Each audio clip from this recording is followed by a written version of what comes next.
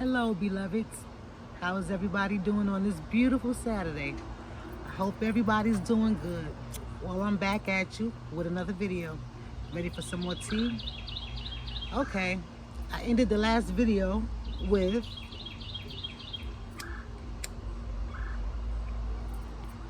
OZ bringing his brother JB around the corner to so-called bag me up. Let me go back a little bit. A few months before I met JB, it was a guy who I was talking to named Powerful. I met him downtown Brooklyn. He used to hang out in LG. His mom's lived in Marcy Projects. So me, my sister, and a girl named Greta, we used to call her my cousin, Greta. We was downtown picking up some stuff or what have you.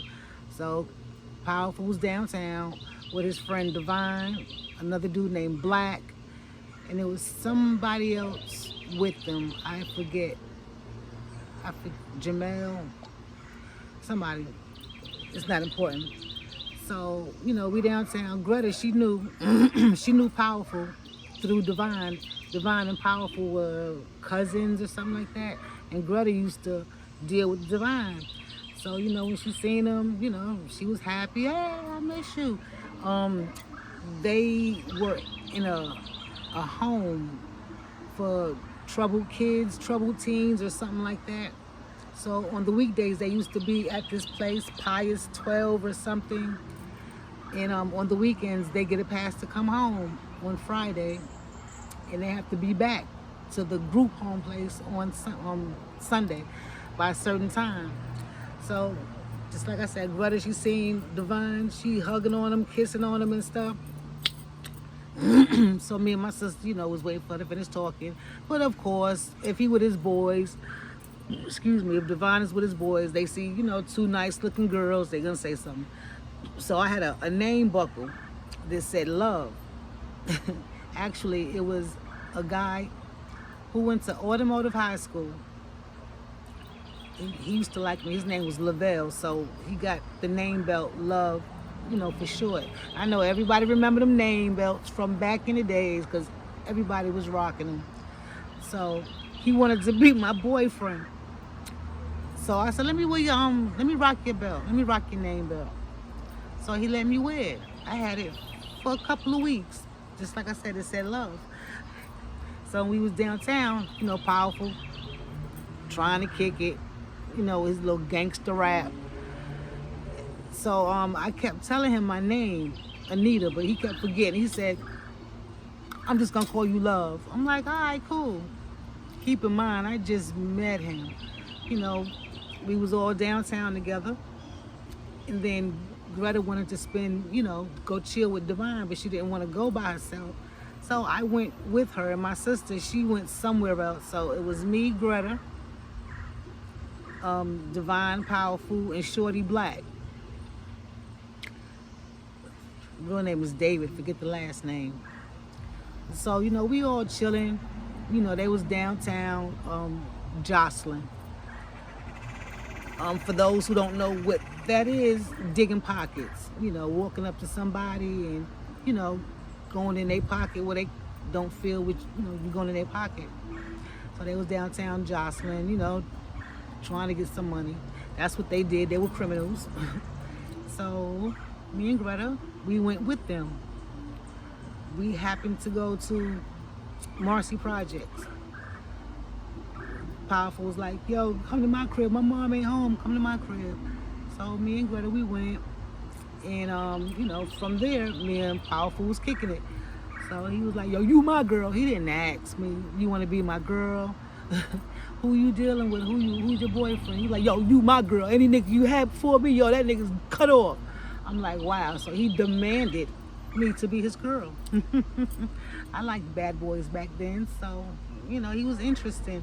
He was like one of the wildest guys that I ever talked to. Wild. So, we kicking it. Weekdays, he had to go to the group home, him and Divine. Then on weekends, they would come out. On Friday, have to be back Sunday. So I was seeing him on the weekends. And, he was just rough. He was wild. I mean, to be honest, that was the one and only boyfriend who I was scared of because he was just so wild.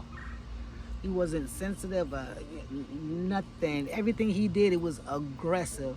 I was scared of him, but I still was intrigued by him. Crazy, ain't it?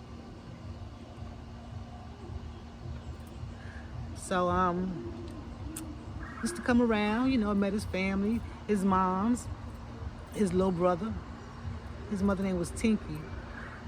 Little brother, Fuji. Then, as he got older, he changed it to Fuquan. He had an older brother, Righteous. Righteous was locked up north doing time. So, months go by, we would kick it. Just like I said, he was one of the roughest guys I've ever dealt with in my life. I was low-key scared of dude. So, one weekend, one Sunday, he was supposed to go back to the group home. He didn't. And mind you, just like I said, he used to be in LG. He had a family member who lived in LG. Her name was Annie Mae, and I think she took in troubled kids, troubled teens. She used to have, quite a few of those males living with her, and, they all wasn't related. So I believe she took in troubled kids. She didn't want to see the kids out there on the street like that. So it was a guy who I had met also, Batman. So Batman lived in the same building that Powerful's cousin lived in, Annie Mae. So, once or twice I crept to go see Batman. His real name is Andre Biggs. Rest in peace. He got killed in Fort Greene. So, one time that I chilled with Batman and I spent the night. I'm gonna keep it a buck. I spent the night with Batman. That was like a Sunday. Saturday going into Sunday, something like that. So, got up early and I was coming back home. So since he lived in LG, it was like right in between where my grandmother lived and where I lived. So I believe that when I was leaving his crib, I was going to my grandmother's house because, me and my sister, well, I got it from my sister. My sister used to lie to my mother and say, I'm going to her grandma's house. But then she would slide off with one of her boyfriends, and with that being said, my mother used to do the same exact thing, say she's going to her grandmother's house and end up went somewhere with my father, had a baby. So she should have been checking up on us, making sure that we was where we said we was going to be. All the shit she did, we did too, but it was more shit to do. So she should have been on our fucking necks.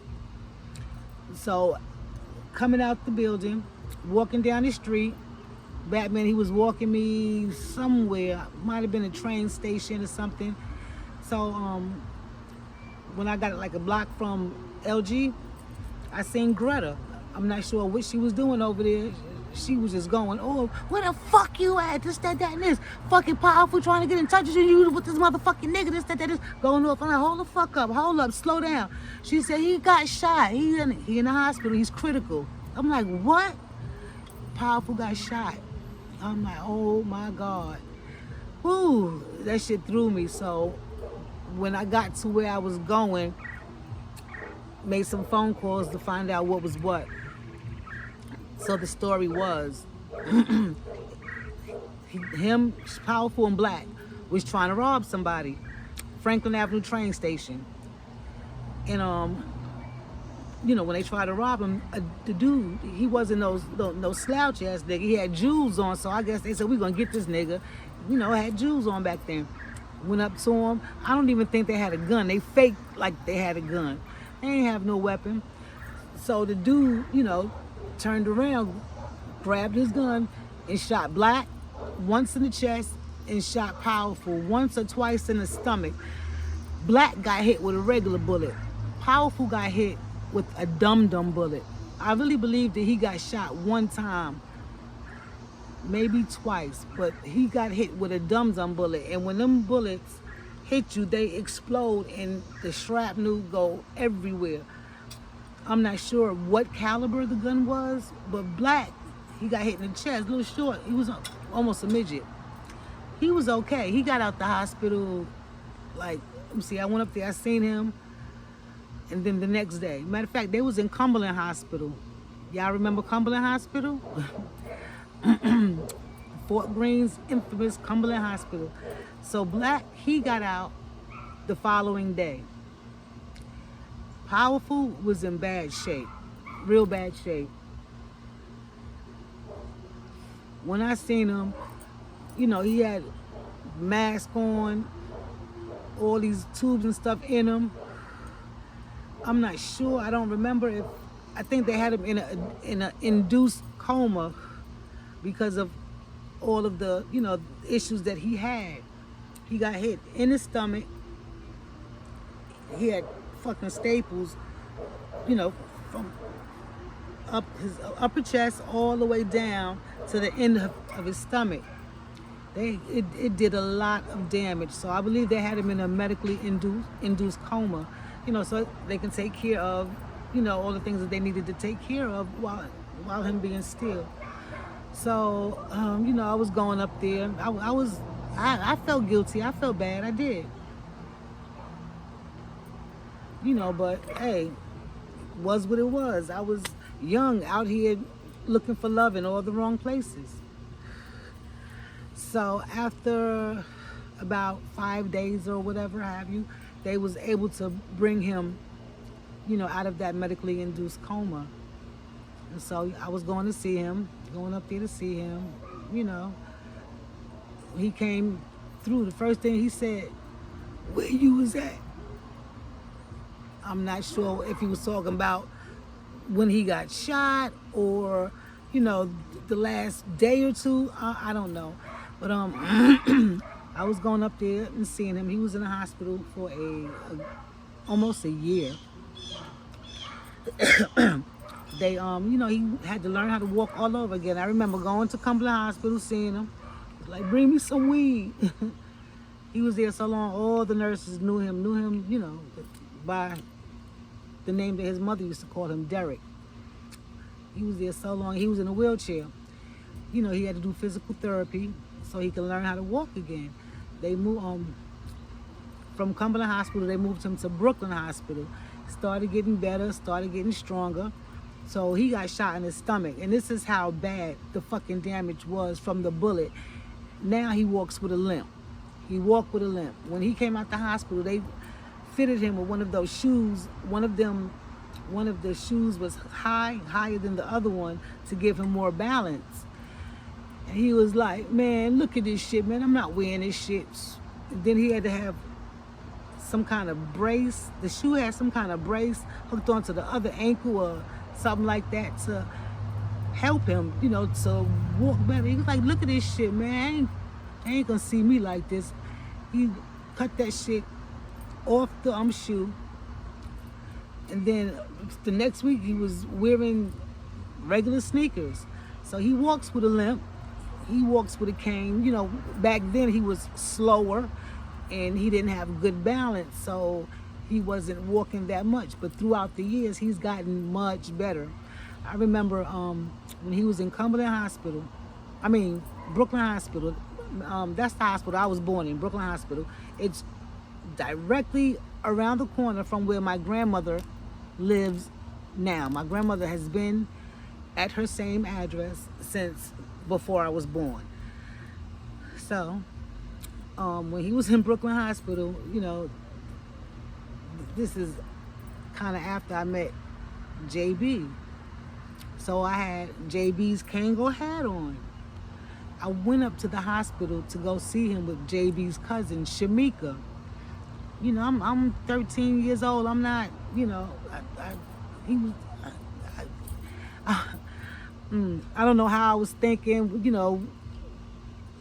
I was thinking like a 13-year-old. So, you know, me and I was hanging out with Shamika, JB's cousin, and we got bored. So we was walking by Brooklyn Hospital, and I said, "I know somebody that's in the hospital." She was like, "For real? You want to go in there?" We was looking for something to do. So we went up in there, you know, went to go see Powerful. She came up there, you know, in the room with me. So he was like, look. So who that? I said, that's a friend of mine. She, we was down here chilling, so she came up here with me to see you. So he said, come here. Come here. Mind you, he couldn't walk at this time. He was still using the wheelchair, going to physical therapy. I said, come here. I'm like, what? I didn't want to stay too long. I really wanted to show my face. And I didn't say that Powerful was the dude I was kicking it with. I didn't want her to go back and tell her cousin, her blood cousin JB, nothing. Me and JB had just started kicking it probably about, wasn't even a month. So, it's going to be people there, in the picture that either you're going to get rid of them, or you're going to get rid of them eventually. They're going to fade out. He understood that because he had the same thing going on too. But anyway, so he was telling me, come here, come here, come here. So I came up close, and he went to go snatch the hat off my head. And I jumped back. He went off on me. Yo, you got some motherfucking nigga hat on, coming up here to see me, going, oh, fuck is wrong with you? This, that, this, whatever, motherfucker, this, that. I'm like, hold up, chill. This ain't no nigga hat. He like, that ain't no fucking female hat. Then he tried to say something to Shamika or something. I'm like, yo, let's just go. Because he asked Shamika, yo, who hat she got on? I'm like, yo, Meek, come on, let's go. So then we left. Soon after that, he got out the hospital. Probably 2 months, a month, he got out the hospital. Probably was about 2 months. But at that time, me and JB just had started talking. Okay, now, let me get to how we met. My best friend, my kid's father, how we met. We met because I was hanging out in that drug spot, and I was feeling, T-Ski. I was really feeling him.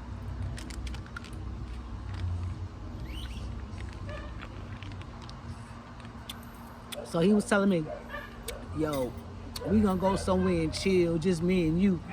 'Cause I can't really do the things I want to do, in this place with you. Yo, we gonna go chill. Like, okay, all right. So he had set it up. We was gonna go somewhere, probably to a hotel or something, lay up in a hotel until the next day. He had to be to work at 12 o'clock. So checkout time, 11 o'clock. That it lined up perfectly fine. So he was telling me, yo, we gonna go chill. I'm like, all right. The first night, that was on me because I was hanging out in Fort Greene Projects with that dude, Gary, the one who I said I liked the least, who had the summer job. I was hanging out with Gary, his friend Ernest and John. People who I hung out with, they were older than me, much more experienced. So I was hanging out with them. We were smoking weed, drinking Old English and some kind of liquor, and they was mixing the Old English with whatever kind of liquor it was, Bacardi liquor, the Bacardi Dark and Old English. They was mixing that shit together. Here the fuck I am. I can handle that. Nah, you can't drink this. You can't handle it. What you talking about? I can handle it. I was getting ready to turn 13. It was coming to the end of the summer, and school was just about to start, or it had just started.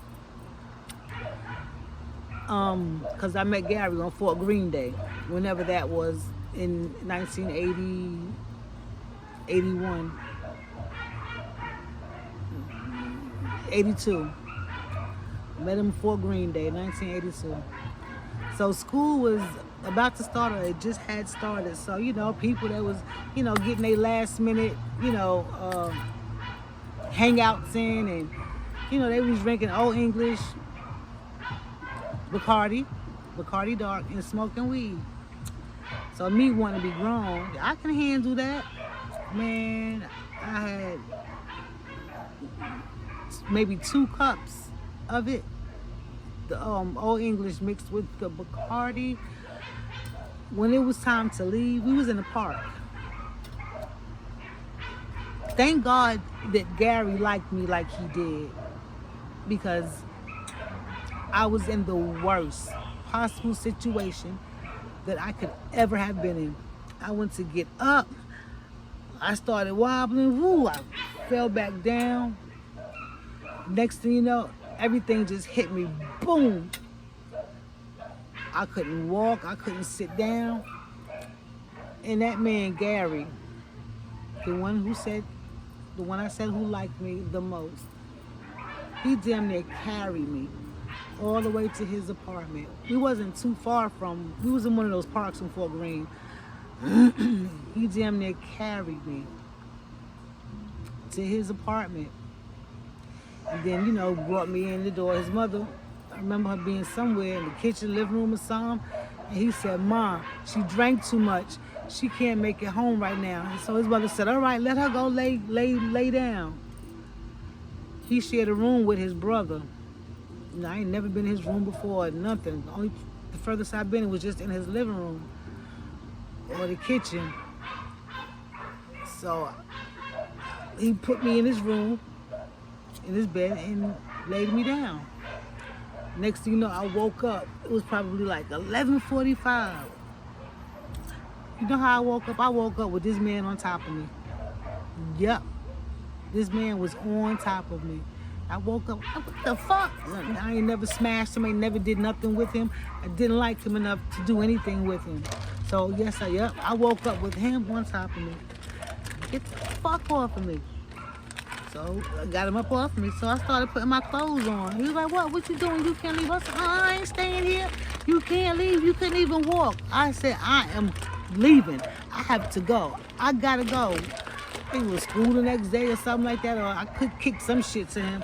So I told him I was going to my grandmother's house. She lived exactly across the park, across Fort Greene Park. Fort Greene has two sides to it. The north side and the south side. The north side is the projects. The south side is over there by DeKalb Avenue, DeKalb, Lafayette, St. Felix, St. Felix, South Oxford, South Elliott. That's the south side. So he reluctantly walked me across the park. He wanted me to stay there because he wanted to finish doing what he was doing to me when I was passed out drunk. So I told him I was going to my grandmother's house. I wasn't going to my grandmother's house. I was going to meet my man, T-Ski. I get there, and what happened? I believe he had already left. He had left already. That was the first time. I was madder than a motherfucker. Oh well, you know, so I was still a little woozy from the Bacardi and Old English. So I went to my little spot in my grandmother's building, the abandoned apartment. Went there, laid my ass down and went to sleep. Woke up at a certain time, went and knocked on the door. My Uncle Jim let me in. You know, took a shower. We always had clothes there. My grandmother, you know, we put our clothes in a dirty clothes bin. She would wash our clothes. And me and my sister had a drawer with our clothes in it. So, you know, took a shower, washed up, ate something, changed clothes. Just before she came, I left. So I went to the spot to see, you know, my man. What happened? What's up? It was before 12 o'clock. You know, you wasn't here. Whatever story he told me, okay. So then, this is the second night where he said, okay, this is what we're gonna do. Happy, I'm excited. I was around here for a little while, gave me some money. I think I went to Dean Street where my mother lived or something. I went somewhere and came back. Probably about 9 o'clock, something like that. So when I came back, that's when OZ was like, yo, what you doing here? Why are you here? I said, I'm here with my man. Yo, that ain't your man. Yo, T-Ski. Yo, she told she here with her man. He was like, yo, oh, chill, man, chill. He didn't want OZ to say anything. So he said, I got OZ. He said, I got a brother for you, man. I'm gonna make my brother bag you up, man. You don't supposed to be around here. So what I didn't know at the time was my aunt Val, she knew OZ, Charles. She knew all the Blakes because OZ's sister, Sweetie, and Valerie were best friends. So I didn't know that at this time. So he went around the corner on Fulton Street. Then he came back. He was like, yo, JB, man, yo. This she is or something. So JB he came up to me smiling. And I'm looking at him like, yo, what's up? JB has always been smooth. I gotta give it to him. He always have been smooth. And his talk game, it was always 1,000. He can talk you into just about anything and you'll believe it. He had talk game, he did. He could sell water to a fish. His talk game was always at the top. So we sitting, well, I'm outside, standing outside the spot. So we talking. Well, he was talking. Yo, what's up? What you doing here? I'm with my man. I'm waiting till he get off because, whatever. I'm talking, saucy and, snapping and shit.